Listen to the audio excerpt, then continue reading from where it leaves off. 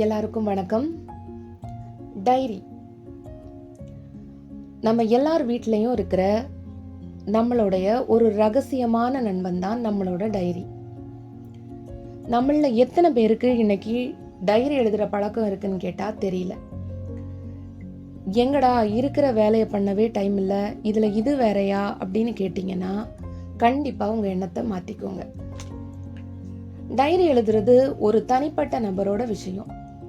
அதனால இதில் நம்ம கூட யாரும் சம்மந்தப்பட மாட்டாங்க, யாரும் நம்மளை வற்புறுத்தி செய்ய வைக்கவும் மாட்டாங்க.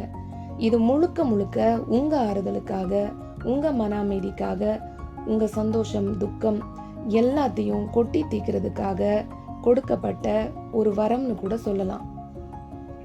இதனால நம்ம ப்ளஸ் எது மைனஸ் எதுன்னு தெரிஞ்சுக்கிட்டு நம்ம தவற நாம கண்டிப்பாக சரி செஞ்சுக்க முடியும்.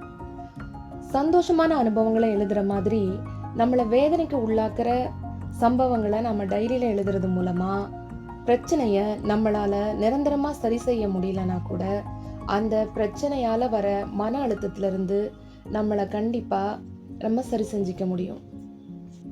கோபப்படுத்துகிற விஷயங்களை கூட தொடர்ந்து எழுதிட்டே வாங்க. ஒரு நாள் திரும்பவும் வாசிக்கும் போது இதுக்கெல்லாமா நம்ம கோவப்பட்டோன்னு அதை ரொம்ப சாதாரணமாகவே சிரிச்சுட்டே நீங்கள் கடந்து போயிடுவீங்க. எல்லாரும் எவ்வளோதான் உங்களை ஏறி மிதிச்சாலும் நான் வீழ்வேன் என்று நினைத்தாயோ அப்படின்னு ஒரு கான்ஃபிடென்ட்டான அசிரீரி வாய்ஸ் எப்பவும் உங்களுக்குள்ள கேட்டுட்டே இருக்கும். அதனால உங்கள் வீட்டில் இருக்கிற டைரிங்கிற ஃப்ரெண்டுக்கு அப்பப்போ ஒரு ஹேண்ட்ஷேக் கொடுக்கறதுக்கு கண்டிப்பாக மறந்துடாதீங்க.